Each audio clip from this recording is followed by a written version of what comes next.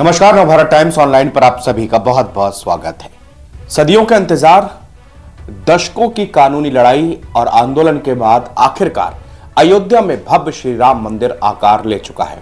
22 जनवरी को रामलला की मूर्ति की प्राण प्रतिष्ठा होनी है। प्रधानमंत्री नरेंद्र मोदी मुख्य यजमान होंगे। कार्यक्रम को भव्य रूप देते हुए तमाम हस्तियों को न्योता दिया गया है। कुल 6200 लोगों को निमंत्रण पत्र भेजे गए हैं, जिसमें से 4000 साधु संत हैं।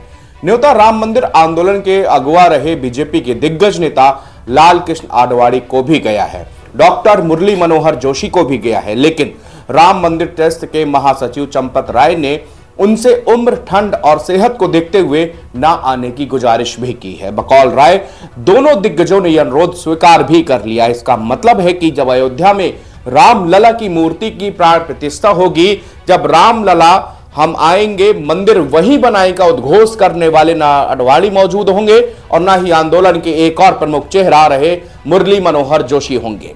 मंदिर आंदोलन की नींव की ईंट रहे दोनों नेता अयोध्या में उस ऐतिहासिक पल का साक्षी जो है नहीं बन पाएंगे। आडवाणी जी का होना अनिवार्य है और हम ये भी कहेंगे वो कृपया ना हो। आपको मालूम है कि नहीं, आप आडवाणी जी को देखा भी है कि नहीं? आडवाणी जी की आयु में आप पहुंच पाएंगे कि नहीं पहुंच पाएंगे? डॉक्टर जोशी से मेरी स्वयं वार्ता हुई और मैंने यही कहता रहा फोन पर, आप मत आइए, और वो जिद करते रहे मैं आऊंगा। मैं नहीं समझता कि मेरे से ज्यादा संबंध आप में से किसी के हैं क्या, जितने मेरे उनसे संबंध हैं। और मैं बार बार निवेदन करता रहा, गुरुजी आप मत आइए, आपकी आयु, सर्दी, आपने घुटने बदलवाए हैं। वो कहते नहीं मैं आऊंगा, हरी इच्छा बलवान। मैं आपको बता दूं, 5 अगस्त को कल्याण सिंह जिद करने लगे मैं जरूर आऊंगा। अब क्या करें? तो मैंने उनके लड़के को कहा, इनको हाँ हाँ करते रहो, आखिर के दिन सोचेंगे। और आखिर के दिन उनको कहा आज आपको नहीं आना, मान लिया। घर के बुजुर्गों के साथ कैसा व्यवहार किया जाता है। कहते हैं भागीरथ ने अपने तप से स्वर्ग से मां गंगा को धरती पर उतार दिया था। तब से ही असंभव से संभव दिखने वाले काम को कर दिखाने के जज्बे को भागीरथ प्रयास कहा जाता है। अयोध्या में भव्य राम मंदिर का निर्माण भी कहीं ना कहीं आडवाणी के भागीरथ प्रयास का ही नतीजा है। मंदिर भले ही सुप्रीम कोर्ट के आदेश के बाद बना हो, लेकिन उसके लिए आडवाणी ने जो संघर्ष किया, जिस तरह आंदोलन चलाया, उसे कभी नहीं भूला जा सकता। यहां तक कि उन्हें मुकदमे का भी सामना करना पड़ा। कुछ काम इतिहास में ऐसे होते हैं जिनका पर्याय ही कोई चेहरा बन जाता है। उन ऐतिहासिक घटना का जिक्र भर कीजिए, आंखों के सामने सबसे पहले उस हस्ती का नाम या चेहरा सामने आ जाता है। नजीर के तौर पर मंडल आयोग की सिफारिशों को लागू करने की बात आएगी तो खुद ब खुद बीपी सिंह का नाम कौंधेगा। दुनिया के नक्शे पर बांग्लादेश के जन्म का जब जब जिक्र होगा, आंखों के सामने इंदिरा गांधी की सूरत और उनका नाम ही आएगा। जम्मू कश्मीर से अनुच्छेद 370 को खत्म करने के जब भी जिक्र होगा, नरेंद्र मोदी और अमित शाह का नाम जहन में आएगा। इसी तरह जब जब राम मंदिर और उसके लिए आंदोलन का जिक्र होगा तो लोगों को खुद ब खुद आडवाणी का नाम याद आएगा। लाल कृष्ण आडवाणी न सिर्फ राम मंदिर आंदोलन के सारथी थे, बल्कि राष्ट्रीय राजनीति में बीजेपी के दमदार उदय के शिल्पी भी थे। 1990 में सोमनाथ से निकली उनकी रथ यात्रा ने ही देश भर में मंदिर के पक्ष में एक लहर पैदा की।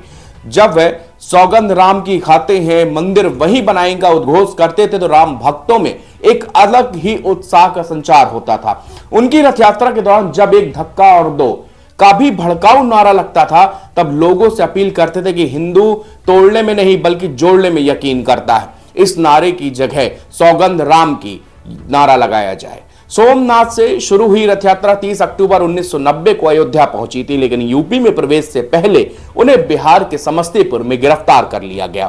तब बिहार में लालू प्रसाद यादव मुख्यमंत्री थे।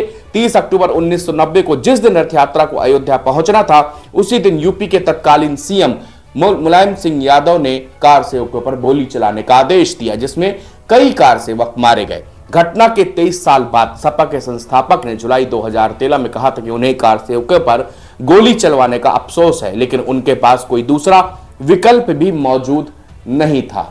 लाल कृष्ण आडवाणी राम मंदिर आंदोलन का चेहरा थे, लेकिन मुरली मनोहर जोशी भी उसके पोस्टर बॉय में से एक थे। जोशी बीजेपी के चोटी के नेताओं में शुमार थे। अटल आडवाणी जोशी की तिकड़ी मशहूर थी। जोशी राम मंदिर आंदोलन में आडवाणी के साथ कंधे से कंधा मिलाकर चलते थे। जब बाबरी मस्जिद ढाई गई तब जोशी भी आडवाणी के साथ मौजूद थे। उन्होंने भी मुकदमे का सामना किया। बाबरी के गिरने के बाद जोशी को गले लगाती उमा भारती के एक बहुचर्चित तस्वीर ने तब पूरे देश का ध्यान खींचा था। आडवाणी आज 96 साल के हैं और मुरली मनोहर जोशी 90 साल के हैं। बीजेपी के दोनों दिग्गज नेता और मार्गदर्शक उम्र के आखिरी पड़ाव पर हैं।